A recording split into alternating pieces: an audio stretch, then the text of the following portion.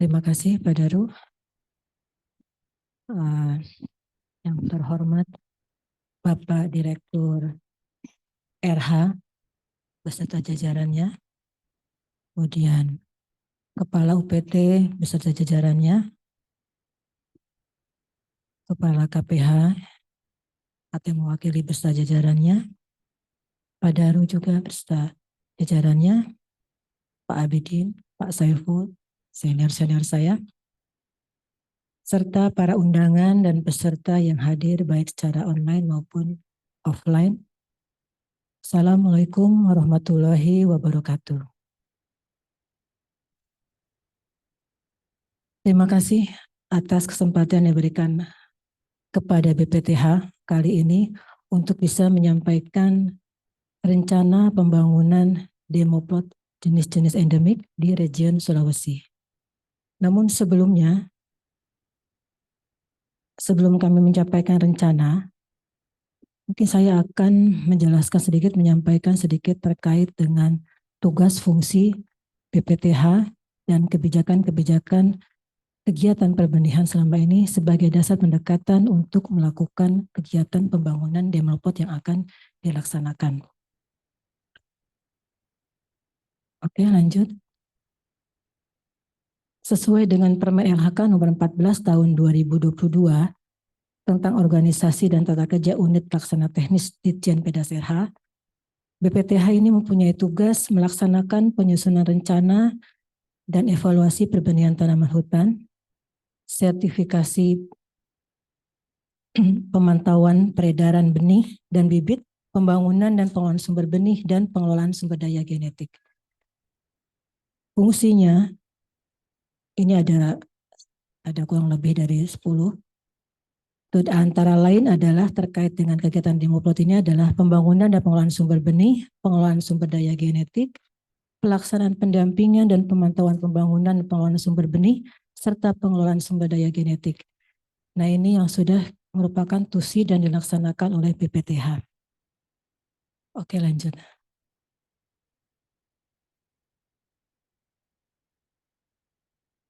Dalam melaksanakan pembangunan sumber benih ini, selama ini BPTH mempunyai 2 tujuan khusus, yaitu tujuan karena alasan umum adalah melaksanakan amanah dari undang-undang terkait budidaya tanaman, peraturan pemerintah terkait perbenihan, peraturan Menteri LK-LHK terkait penyelenggaraan perbenihan tanaman hutan, serta kebijakan dan arahan Direktur Jenderal BPDAS RH dan Direktur Perbenihan Tanaman Hutan terkait rencana strategis 2020 sampai 2024.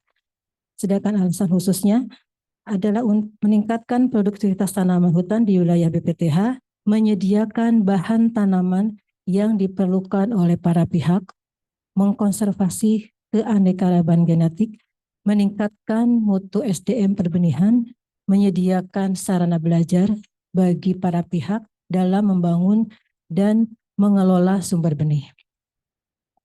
Itu salah satu alasannya BPTH melaksanakan pembangunan sumber benih. Dasar hukumnya ini adalah ada peraturan Menteri LHK, keputusan Menteri LHK ini memang semua peraturan-peraturan ini sebagai dasar dalam melaksanakan pembangunan sumber benih dan kegiatan perbenihan tanaman hutan.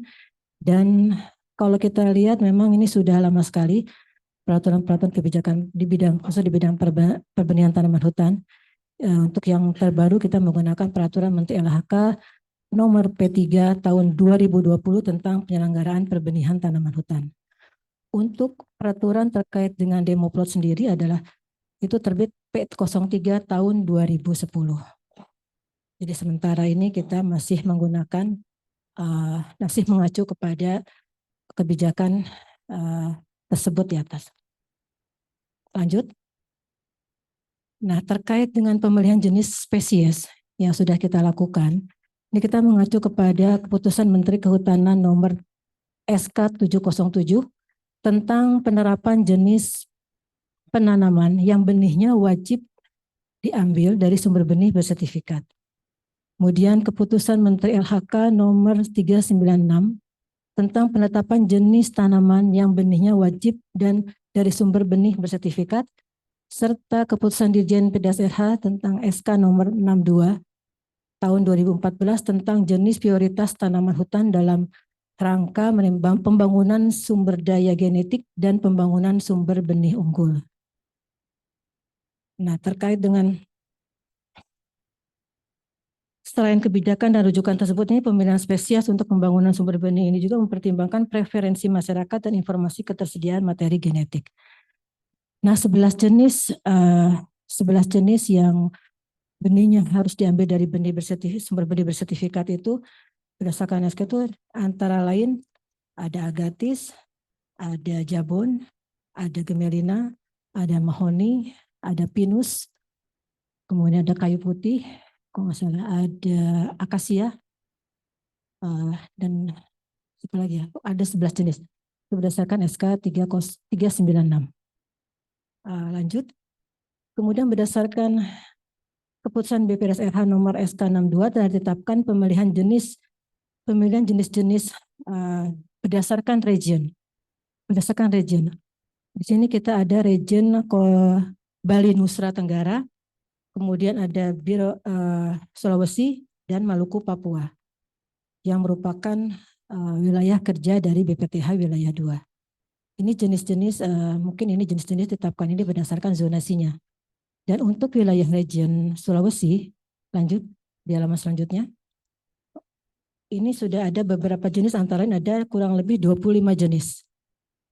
Itu yang bisa kita lakukan selama ini, yang kita lakukan pembangunan sumber benih yang dilakukan di BPTH wilayah 2. Itu ada agatis, aren, bintoro, biti, cempaka, eboni, gaharu, gemelina, jatimuna, kaliandra, kayu kuku, kemiri. Nah, itu adalah pemilihan jenis-jenis yang ada di region Sulawesi. Lanjut. Kita masuk ke rencana pembangunan demoplot. Definisi dari demplot atau transit plot yang dimaksud di sini ini sebenarnya adalah suatu model pencontohan penanaman jenis tanaman yang nantinya akan digunakan sebagai sumber benih. Definisi ini mungkin sebenarnya ini bukan bahasa baku juga.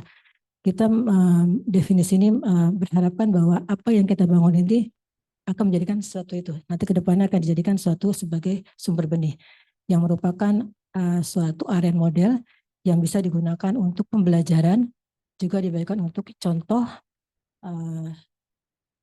yang nanti ke depan juga bisa dijadikan sumber benih.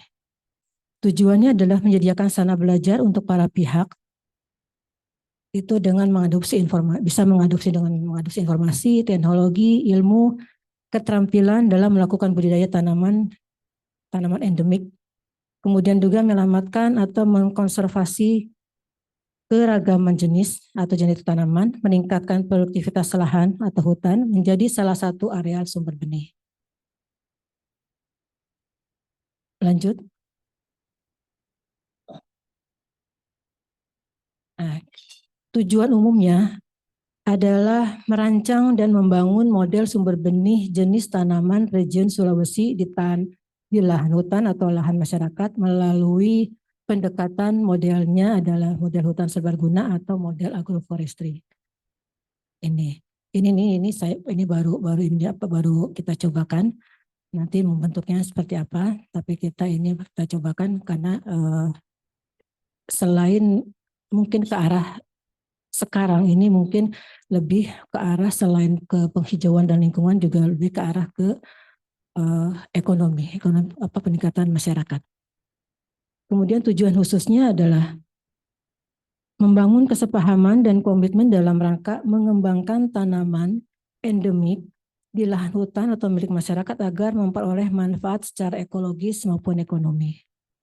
Kemudian meningkatkan kapabilitas pegawai atau masyarakat, baik segi pengetahuan dan keterampilannya melalui kegiatan pelatihan teknis, aspek silvikultur antara lain misalnya bisa dengan teknik budidaya, teknik pemilihan pohon plus, dan teknik pembibitan. Kemudian yang ketiga tujuan khususnya adalah membangun demplot persemaian non-permanen jenis tanaman endemik di region Sulawesi.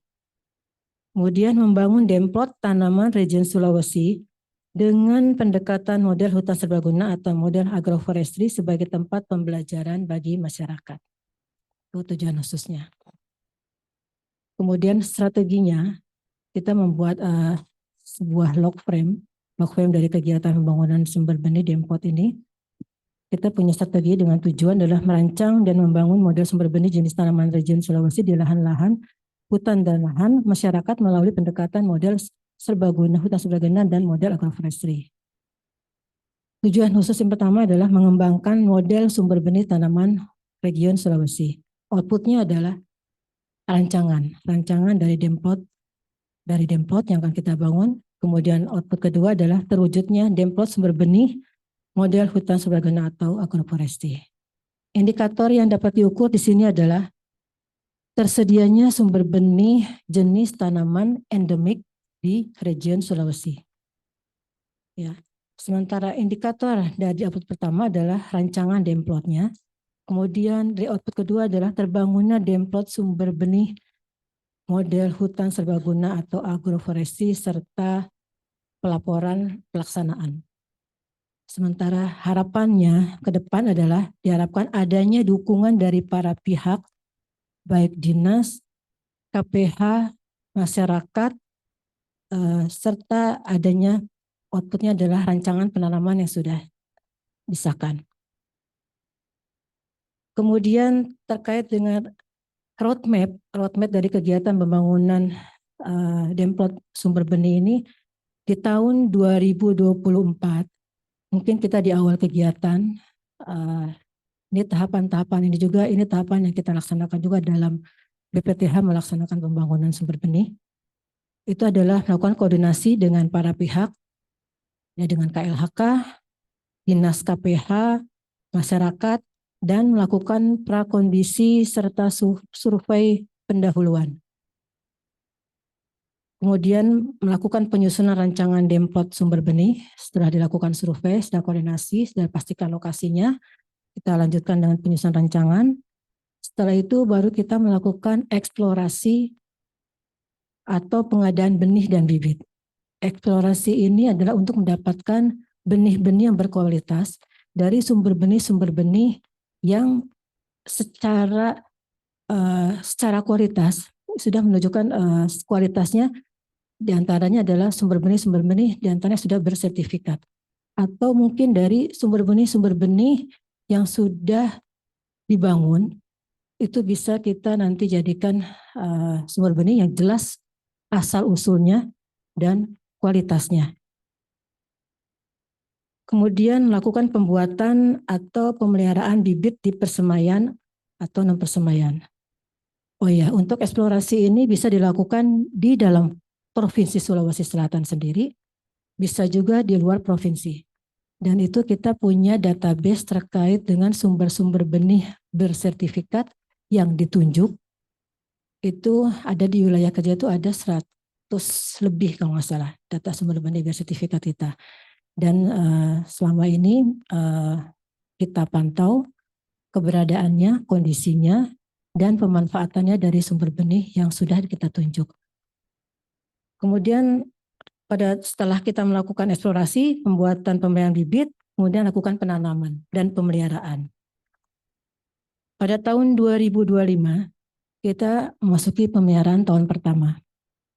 Kemudian kita juga untuk pengamatan, kita juga membuatkan plot petak ukur. Ya, itu adalah PU pengamatan, lalu dilakukan evaluasi tanaman, dan laporan pemeliharaan. Kembali lagi yang tadi, masih roadmap. Pada tahun 2026, kita melakukan penyampaian tahun kedua. Melakukan pengamatan di petak ukur, kemudian melakukan evaluasi kembali dan pemeliharaan. Dan terus berlanjut sampai tahun, dikatakan sampai tanaman itu bisa dikatakan sudah berhasil. Dan kita alokasikan di sini, kita rencanakan 5 tahun. Memang secara SPK itu untuk pembangunan sumber benih ini tidak terbatas gitu. Minimal dia sudah bisa memproduksi seperti itu. Oke, lanjut. Tentang pemilihan jenis, ini merujuk kepada kebijakan arahan KLHK untuk mempertimbangkan preferensi masyarakat dan informasi ketersediaan materi genetik. Ini baru rencana saja. Untuk masalah jenis nanti mungkin kita bisa disepakati apa yang diinginkan oleh masyarakat, seperti apa yang disampaikan Pak Daru tadi, mungkin akan dimakan uru. Bisa juga kita tanamkan demplot uru. Kita punya sumber benih yang ada di Sulawesi Selatan juga ada, itu Raja itu ada juga di luar provinsi kalau nggak salah, daerah Manado apa di mana ya kalau nggak salah. Kita punya daftar-daftar itu. Nah, selain jenis tersebut di atas juga bisa direkomendasikan ditambahkan dengan jenis bambu. Kebetulan BPTH telah melaksanakan pembangunan ASTG bambu tahun 2016 yang dicanangkan oleh waktu itu Pak Yusuf Kala ya, kalau nggak salah ya. Pak Yusuf Kala dihadiri oleh Bu Menteri juga Kehutanan. Waktu awal penanaman pencanangan itu tercanangkan sebanyak 34 jenis bambu. Itu dari beberapa daerah gitu kan. Namun sampai saat ini setelah kita identifikasi kembali bambu yang ada di lokasi ASDG tersebut hanya tinggal 22 jenis. Itu juga telah kita juga berkoordinasi dan berkonsultasi dengan ada balai apa tuh di Jogja atau kalau nggak salah teman-teman ke sana untuk mengidentifikasi jenis-jenis bambu untuk menamakan jenis-jenis bambu yang ada di sana. Dari 30 jenis itu berlokasi di Goa. Nah, untuk pembangunan demplot ini selain tadi tujuannya adalah untuk menyediakan media contoh untuk pembelajaran teknis budidaya tanaman kehutanan khususnya di region Sulawesi. Ini juga terkait dengan persyaratan dari lokasi demplot yang akan kita bangun. Antara lain yang sudah kita tahu mungkin aksesibilitasnya yang mudah dijangkau. Minimal mudah dijangkau untuk roda 4. Merupakan satu hamparan 5 hektar Pak. Kalau bisa kita dapatkan satu hamparan itu agar mudah pengawasan, agar mudah juga kita mungkin kalaupun misalnya tidak terdapat 5 hamparan, paling tidak berdekatan lokasinya. Agar juga untuk memudahkan pengawasan tadi. Aksesibilitasnya sudah pasti, sehingga kita juga bisa menjangkau lokasi tersebut, baik dalam pembangunan maupun dalam pengamatan maupun dalam nanti evaluasi. Kemudian lokasinya mungkin relatif datar atau landai dengan kemiringan 0-15%. Dekat dengan pemukiman, ini adalah diharapkan untuk bisa memperoleh tenaga kerja untuk bisa membantu kita dalam melaksanakan penanaman maupun pemeliharaan serta pengawasan. Kemudian terbebas dari permasalahan, artinya clear and clean. Mudah-mudahan sih tidak ada konflik karena kalau di Sulawesi ini saya agak itu juga tentang lahan ini karena semua rasanya semua masyarakat memiliki. Nah itu diharapkan mungkin cara kalau bisa di lokasi KPH mudah-mudahan bisa lebih aman dan clear. Lanjut. Nah ini kawan-kawan mencoba untuk membuatkan desainnya dan ini adalah tidak harus seperti ini. Teman-teman mencoba membuatkan desain apabila kita akan melakukan demplotnya adalah tadi kita arahkan pendekatan ke agroforestry, di mana kita ada campuran tanaman kayu-kayuan dan tanaman MPTS. Jadi kita dengan pola sling jalur antara tanaman kayu dan tanaman MPTS itu, atau juga dilakukan melalui berblok-blok. Jadi per jenis itu kita lakukan per blok-blok. Seperti itu. Ini tidak harus seperti ini. Nanti setelah ini saya memberikan contoh aja Pak. Memberikan contoh saja bahwa mungkin di sana bisa seperti ini. Ini kalau kita heterogen. Kalau kita mau satu jenis itu lebih mudah lagi. Gitu. Ini hanya contoh saja. Nanti kita bisa lihat kondisi dan hasil koordinasi dan konsultasi dengan beberapa pihak di sana. Oke. Terus terkait dengan tata waktunya. Tata waktunya ini kita dimulai dari survei. Survei itu mungkin bisa dilakukan di tahun 2024 ini. Lakukan survei, koordinasi, baik dengan pemangku, serta dilakukan prakondisi. advokasi mempersiapkan masyarakat, mungkin masyarakat sekitar atau kelompok yang akan ikut dilibatkan oleh kita, itu nanti kita berkoordinasi dengan KPH sebagai pemangku.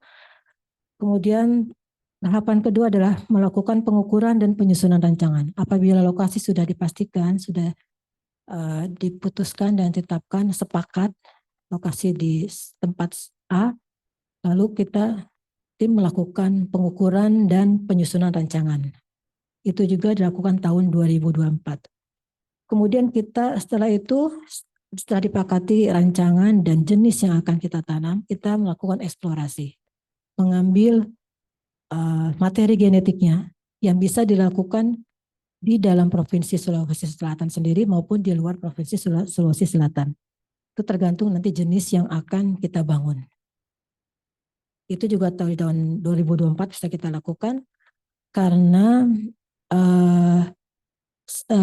jenis-jenis yang akan kita bangun diharapkan sih sebenarnya jenis-jenis yang fast growing. Jadi sementara apabila emang pelaksana pembangunan bisa dilakukan pada tahun ini juga, kita melihat juga nanti masa berbuahnya dan masa untuk bibit itu mulai dari semai sampai menjadi si bibit siap untuk dilakukan di penanaman.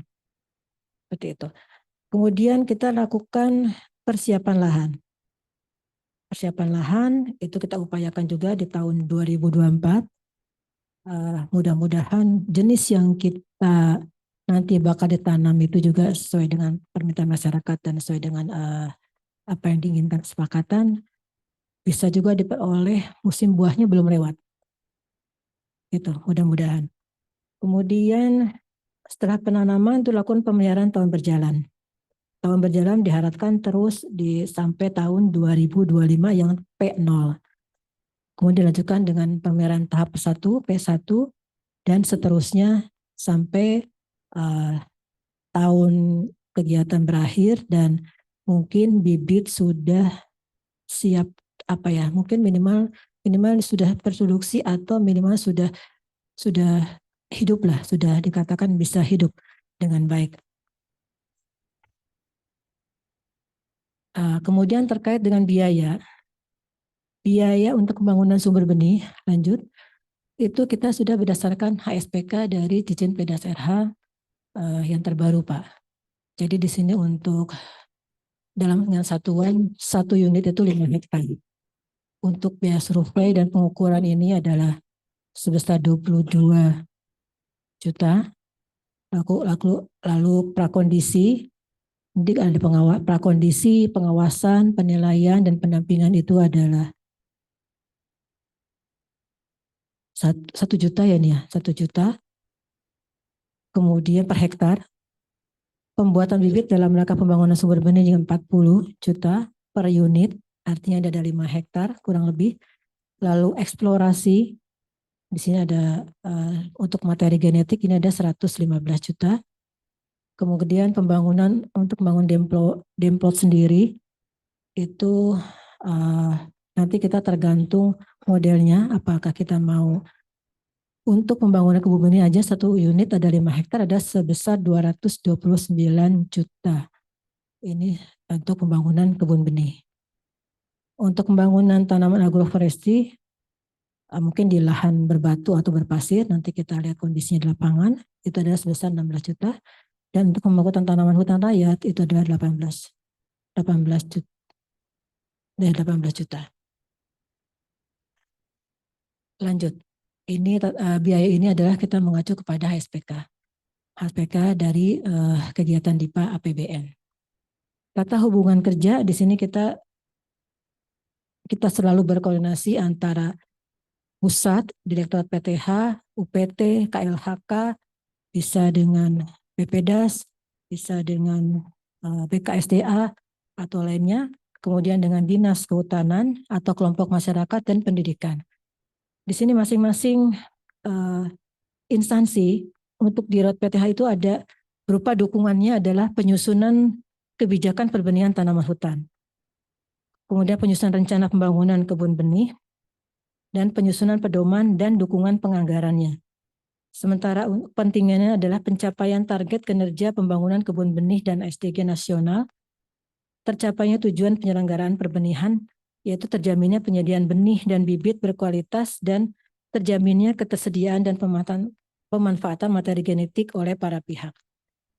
Sementara untuk dukungan dari UPT KLHK adalah penyuluhan dan pemberdayaan masyarakat dalam penggunaan benih berkualitas, akses terhadap materi genetik yang terdapat di kawasan hutan atau sumber benih yang diperlukan untuk pembangunan kebun benih, membantu mempromosikan penggunaan benih bibit berkualitas kepada masyarakat. Sedangkan kepentingannya adalah memanfaatkan materi genetik ini, hasil pembangunan dan pengembangan perbenihan untuk pelayanan kepada masyarakat. Jadi kita bisa memanfaatkan hasil benihnya, memanfaatkan lokasi pembangunan dan pengembangan perbenihan untuk kegiatan pendidikan dan pelatihan. Jadi ya, bisa dilakukan untuk sarana pendidikan dan pelatihan, studi banding, kepada masyarakat yang ingin belajar, baik tingkat mahasiswa, sekolah-sekolah. Selama ini memang persemaian kami juga banyak dikunjungi untuk penelitian, untuk kunjungan sekedar hanya ingin belajar dari sekolah dan masyarakat. Kemudian ketersediaan materi genetik unggul. Dari sumber benih yang kita bangun, diharapkan kita menyediakan benih unggul untuk kegiatan rehabilitasi dan peningkatan produksi hasil hutan kayu dan non-kayu. Kemudian melakukan konservasi jenis dan dari genetik tanaman hutan. Ketersediaan materi genetik unggul untuk RHL dan ketersediaan materi genetik untuk penelitian dan pengembangan perbenihan yang lebih lanjut. Kemudian untuk dinas, dukungan dari dinas kehutanan maupun KPH atau kelompok masyarakat itu adalah berupa penyediaan lahan untuk penanaman, kemudian mempertahankan fungsi dan peruntukannya lahan selama demplot itu masih diperlukan, kemudian menjaga dan mengamankan hasil pembangunan dan pengembangan perbenihan tanaman hutan. Di sini kepentingannya adalah memanfaatkan, jadi bisa memanfaatkan materi genetik, hasil pembangunan dan pengembangan perbenihan untuk pembangunan hutan tanaman.